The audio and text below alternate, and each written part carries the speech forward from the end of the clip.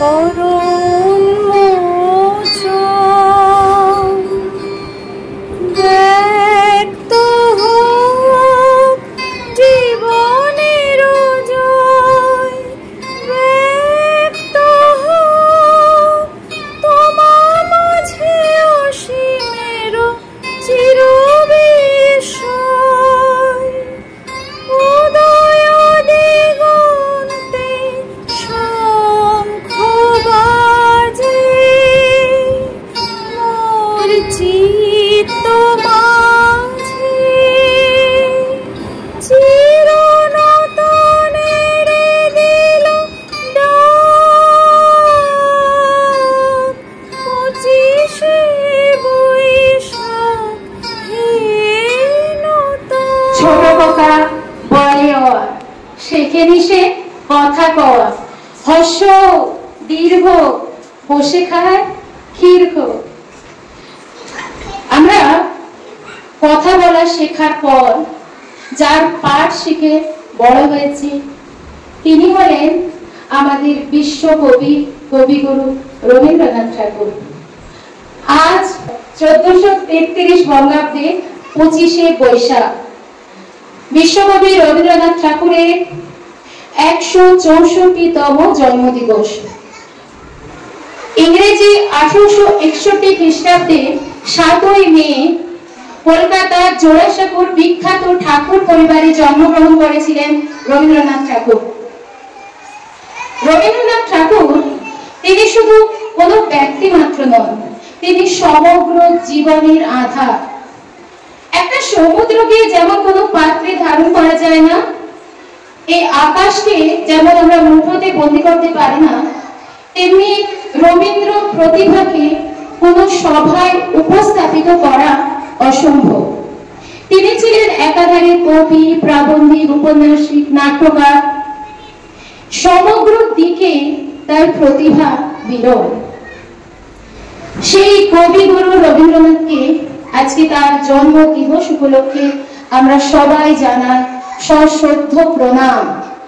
আজকে এই রবীন্দ্রনাথের জন্ম দিবস উপলক্ষে ছোট্ট একটি বক্তব্য উপস্থাপন করছে আমাদের স্কুলের 7ম শ্রেণীর একটি ছাত্রী সন্দীপ্তা। আমরা আহ্বান করি, এসো হে বৈশাখ এসো এসো। আজ 1433 বঙ্গাব্দের 25শে বৈশাখ। সবাইকে জানাই আপনারা সবাই খুব ভালো থাকুন, এই ভুবনে শান্তি আসুন, সুস্থ থাকবে, সকলের মনে শান্তি আসুক, মনে বাজুক বিনা। কোন নব চঞ্চলে ছন্দে তাতা থই থই তাতা থই থই। এই গানগুলির কথা ভাবলেই মনে পড়ে কবিগুরুর কথা। আজ বাঙালির সেই স্মরণীয় আবেগঘন পুণ্যদিন 25শে বৈশাখ। 1861 বঙ্গাব্দের আজকের এই দিনটিতে কলকাতার জোড়াসাঁকোর ঠাকুর পরিবারে জন্মগ্রহণ দিলেন। আজ 164তম জন্মবার্ষিকীতে কবিগুরুকে জানাই সহস্র কোটি প্রণাম। তিনি তার সমগ্র জীবন দশায়, আবেগে, অনুভাবনায়, চিন্তায়, সৃষ্টিশীল কাজকর্মে বাঙালি জাতিকে সমৃদ্ধ করে গেছেন। তিনি একাধারে ছিলেন প্রতিভাবান কবি, সাহিত্যিক ও ঔপন্যাসিক, প্রাবন্ধিক পেশায় শ্রেষ্ঠ। ধন্যবাদ।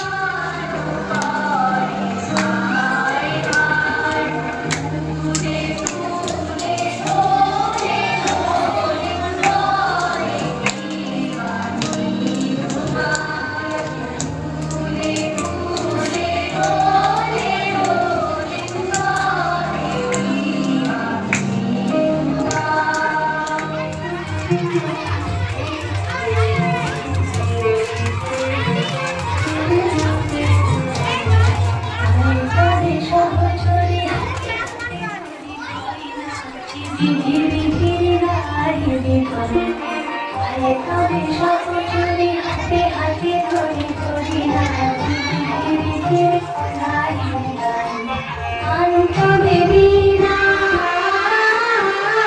অন্ত বেবিনা সপ্তম সুরে ধরে গান আরে তবে সব চুরি হাতে হাতে ধরে ধরে নাচি ধীরে ধীরে গাইবে গান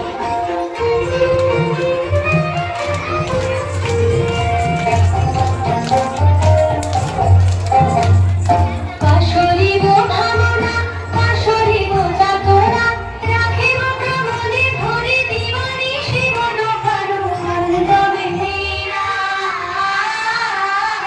অন্তবে দীনা